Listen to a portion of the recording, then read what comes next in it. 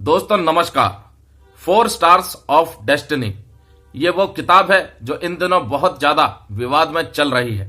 आखिर किन चीजों का खुलासा किया गया है इस किताब में, ये किसने प्रकाशित की है और क्या ऐसा हुआ जो सेना के जनरलों तक को पता नहीं चला और अचानक से थोप दिया गया। दोस्तों पूरी खबर को विस्तार से बताएंगे, उससे पहले चैनल पर नए हैं तो सब्सक्राइब कीजिएगा और लाइक जरूर कर दीजिएगा। वीडियो लास्ट तक जरूर सुनिएगा ताकि आपको एक एक पॉइंट समझ में आए कि किन बड़े खुलासों का जिक्र आज हो रहा है। 4 स्टार्स ऑफ डेस्टिनी में अग्निपथ योजना को लेकर के कई बड़े खुलासे हुए हैं, जिसके ऊपर कई मीडिया रिपोर्ट्स आ चुकी हैं और तमाम आर्टिकल भी छप चुके हैं। एबीपी न्यूज का आर्टिकल अब आपके सामने आएगा, जिसका शीर्षक दिया है अग्निपथ योजना के ऐलान से चौंक गए थे पूर्व सेना प्रमुख एमएम नरवणे ने अपने संस्मरण में किए बड़े खुलासे। पूर्व सेना प्रमुख एमएम नरवणे ने अपने संस्मरण में कहा कि अग्निपथ योजना में पहले साल शामिल होने वाले अग्निवीरों के लिए शुरुआती वेतन महज 20,000 रुपए प्रतिमाह रखा गया था। 20,000 रुपए, वो भी सैनिकों के लिए जो 20,000 रुपए में अपनी जान की बाजी लगा करके देश की रक्षा करता, ये मोदी सरकार ने रखा गया था।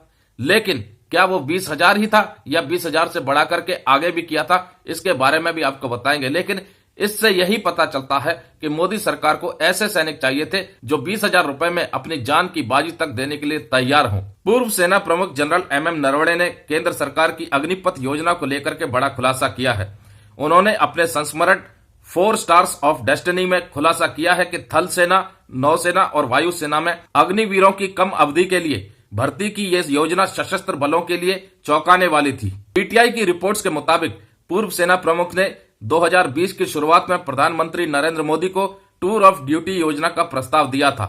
इस प्रस्ताव के तहत अधिकारियों के लिए शॉर्ट सर्विस कमीशन की तरह सीमित संख्या में जवानों को कम अवधि के लिए भर्ती किया जा सकता है। हालांकि प्रधानमंत्री कार्यालय बाद में एक अलग योजना लेकर आया जिसे अग्निपथ नाम से जाना जाता है। सेना ने प्रस्ताव कुछ और दिया और लागू कुछ और कर दिया गया। बहुत बड़े बड़े खुलासे अभी और भी आगे होने वाले हैं। एमएम नरवणे 31 दिसंबर 2019 से 30 अप्रैल 2022 तक 28वें सेना प्रमुख के तौर पर कार्यरत रहे थे।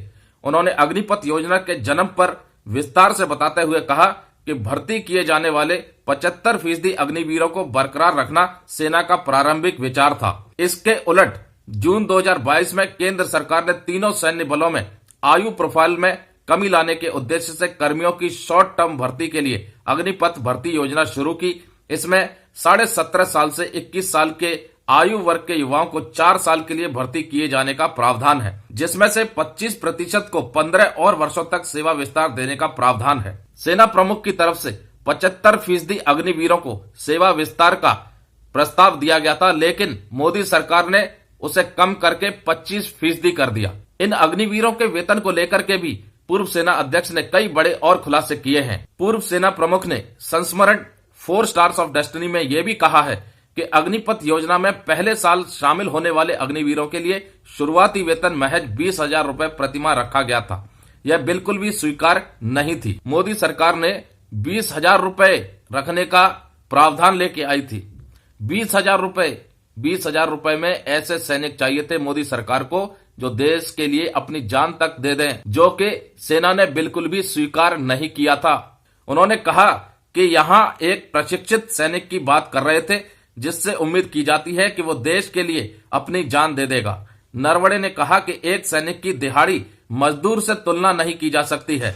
हमारी ठोस सिफारिशों के बाद इसे बढ़ाकर के 30,000 रुपए प्रतिमाह किया गया। मोदी सरकार ने तो केवल 20,000 रुपए तय किया था अग्निवीरों के लिए, जिसे सेना ने स्वीकार नहीं किया था और दमदार दबाव बनाया था, जिसके बाद फिर 30,000 रुपए रखा गया था अग्निवीर की तनख्वाह। उन्होंने ये भी कहा कि योजना के नए रूप में आने से नौसेना और वायुसेना अचानक चौंक गए थे। उन्होंने कहा था कि इस योजना को मैंने केवल थल सेना में लागू करने के लिए पीएम को बताया था, जो सैनिक स्तर पर शॉर्ट सर्विस विकल्प के तर्ज पर थी और अधिकारियों के स्तर पर शॉर्ट सर्विस कमीशन के रूप में प्रचलित थी। मोदी सरकार के इस फैसले से पूर्व सेना अध्यक्ष तो चौंके ही, लेकिन वायुसेना और नौसेना वो और भी ज्यादा चौंक गए। पूर्व सेना अध्यक्ष के मुताबिक ये जो स्कीम थी केवल थल सेना के लिए प्रस्ताव रखा गया था, लेकिन अचानक से नौसेना और वायुसेना के लिए भी रख दिया गया, जो कि नौसेना और वायुसेना दोनों के लिए चौंकाने वाला था।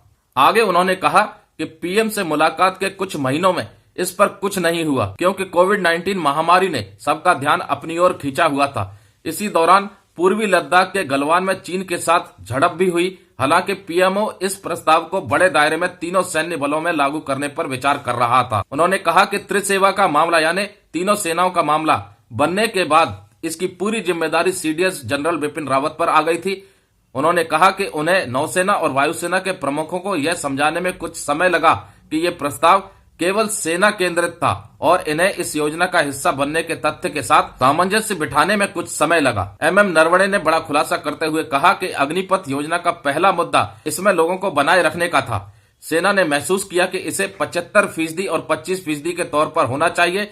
सैन्य मामलों के विभाग ने इसे 50-50% करने और 5 वर्ष की अवधि करने का विचार रखा था। इसी प्रस्ताव को सीडीएस बिपिन रावत ने नवंबर 2020 में पीएम, गृह मंत्री, रक्षा मंत्री समेत अन्य सेवा प्रमुखों और पैनलों के सामने रखा था। उन्होंने कहा कि इसी बैठक में पहली बार अग्निपथ और अग्निवीर शब्द का इस्तेमाल किया गया था। उन्होंने कहा कि बड़ी चर्चा के बाद इस पर फैसला लिया गया और इसे 25% को सेवा विस्तार और 75% को वापस सिविल सोसाइटी में भेजने का प्रस्ताव आया। पूर्व सेना प्रमुख ने कहा कि वायुसेना के लिए यह समस्या ज्यादा बड़ी थी, जिसके लिए भर्ती किए गए अग्निवीरों को जरूरी तकनीकी कौशल 3 साल में सिखाना पर्याप्त नहीं था। तो दोस्तों, ये था अग्निवीर योजना के ऊपर बड़ा खुलासा। सबसे पहला पॉइंट, मोदी सरकार को चाहिए थे 20,000 रुपए में अपनी जान दांव पर लगाने वाले ऐसे सैनिक जो देश की रक्षा करें, जो कि सेना को बिल्कुल भी स्वीकार नहीं था। और सेना की तरफ से दबाव बनाने के बाद अग्निवीरों की 30,000 रुपए सैलरी रखी गई थी। दूसरा जो सेना का प्रस्ताव था कि 75% लोगों को सेना में रखा जाए और 25% को सिविल सोसाइटी में भेज दिया जाए, लेकिन उसके उल्टा 25% को रखा गया और 75% लोगों को बेरोजगार कर दिया जाता है। इस खुलासे से पता चलता है कि मोदी सरकार सैनिकों के प्रति कितनी संवेदनशील है। युवाओं को नौकरी का एक ऐसा लालच दिया गया जिससे कि उनको पता ही नहीं चल पाया कि उनके साथ क्या हो रहा है। सेना कुछ और प्रस्ताव कर रही है और मोदी सरकार कुछ और ला करके खड़ा कर दे रही है। तो कुल मिलाकर के ये कह सकते हैं कि ये जो अग्निवीर योजना, अग्निपथ योजना सेना के द्वारा नहीं, मोदी सरकार के द्वारा जबरदस्ती थोपी गई योजना थी सेना के ऊपर। इस खुलासे के बाद पूर्व सेना अध्यक्ष की ये किताब 4 स्टार्स ऑफ डेस्टिनी अब विवाद में आ गई है और खबरें आ रही हैं कि इसको छापने की परमिशन तक नहीं है। ऐसा कैसे हो सकता है? पूर्व सेना अध्यक्ष कोई साधारण इंसान नहीं है और वो अगर अपनी किताब को बिकने तक के लिए बाजार में उतार देते हैं तो इसका मतलब उन्होंने जरूरी प्रक्रियाएं पूरी की होंगी। बहरहाल पीछे की सच्चाई क्या है इसका तो हमें अंदाजा नहीं, लेकिन इस किताब के द्वारा यह जरूर पता चलता है कि मोदी सरकार सेना के प्रति कितनी संवेदनशील है और युवाओं के लिए रोजगार के नाम पर क्या परोस रही थी। नमस्कार दोस्तों, ऐसी ही विशेष जानकारी के लिए चैनल को अभी तक सब्सक्राइब नहीं किया है तो सब्सक्राइब कर लीजिए और इस वीडियो को आप शेयर जरूर कीजिएगा, कमेंट कीजिएगा और जानकारी अच्छी लगी हो तो लाइक जरूर कीजिएगा। जय हिंद, जय भारत दोस्तों।